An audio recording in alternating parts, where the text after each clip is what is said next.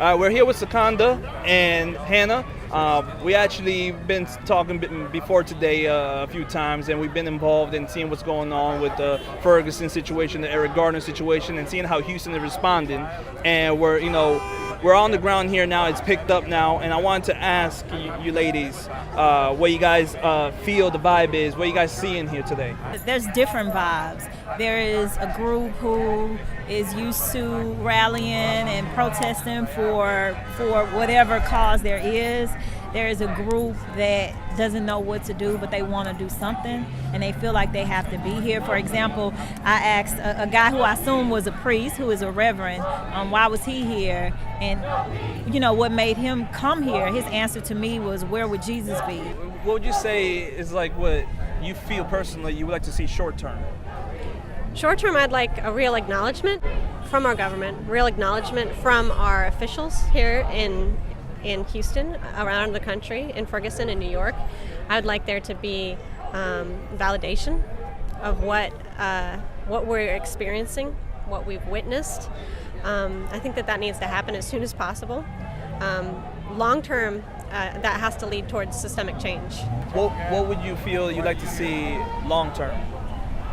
Long term, I'd like to see, not to sound cliche, but the real dream that Martin Luther King talked about, not a false sense of fuzzy wuzzies, but really to live in a place where we don't have to say Black Lives Matter, that eventually, everyone respects humanity, that even if whatever your prejudices and your ideas about a certain group of people, that when it comes to the law, at least, that when it comes to the law, that you are treated and everyone is given their due process and have an equal opportunity in court.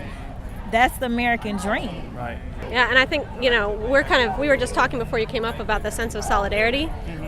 People from every community here in Houston coming out and the reality that that's what's really going to change things. You asked me what I want in the short term, and I said acknowledgement from officials, and do I actually think that that's likely to happen? I mean, I can say I hope, but I don't think that's going to be the solution necessarily. I think that that's not, that whether that comes or doesn't come, that doesn't determine whether we can make changes. We can vote. Exactly. We can get millennials out to vote. We can change the officials that are in power if they do not acknowledge what needs to be acknowledged, which is that there is crime, there is racism gone rampant throughout all of our systems, that there is privilege that is seeking to fight to protect what it has. And so if the voices that are crying out are not acknowledged, there's other ways of being heard. What would you say is the root cause or main issue at hand that needs to be addressed in order to really start taking this issue in the short term and long term?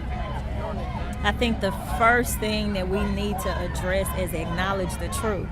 There's a lot of people who have not acknowledged that there is a problem. There are people right now saying that we're just out here just making a ruckus and ruining traffic and making people's lives uncomfortable for nothing. Right. Showing in short term, there needs to be a realization that there is a such thing as white privilege or people privilege. In this country, it just so happens to be, in a lot of countries, it so happens to be white privilege. In some spaces, it's a financial privilege. But right now, we have to acknowledge that there is a divide and there is an issue. Yeah, I think that, Secunda was saying that people are concerned about feeling uncomfortable while they're doing their Christmas shopping, but the reality is that we need sustained discomfort if we're going to see change take place, because there's a lot of people that have been very uncomfortable for a very long time, and those of us who have privilege and have been sitting back in denial about that need to feel this discomfort. They need to feel this moment, and it's actions like this that are making people feel what's really happening and what other people in this country are really feeling. So there has to be sustained discomfort until there's a response. You believe now that the millennials are ready to start taking over what it is that the political process is and what it is to actually see the kind of change they thought they could get at one time? Absolutely. Look around. Like Hannah was just saying, Houston is one of the most diverse places in the world, in the nation especially, but in the world. There are Hispanics, Mexicans, Puerto Ricans, there were African Americans, people from the motherland of the continent. There are whites, there are Asians from North, South, and East Asia right here in this space. I can't say if it's one more than the other. It is a perfect picture of the diversity that the millennials have accepted everyone. Right. You know, so they're ready and strapped. We've been ready. We're We've been ready. So Houston, I think Houston wants to take the lead in how we're actually going to make this past protest, past demonstration. I think Houston is going to want to lead the way to show how the biggest and most diverse city in this country is going to actually lead the way for the millennials politically. So that's our wish, that's our hope. Hashtag Millennial Takeover. Thank you so much. A people united can never be divided. A people united can never be divided. A people united can never be divided.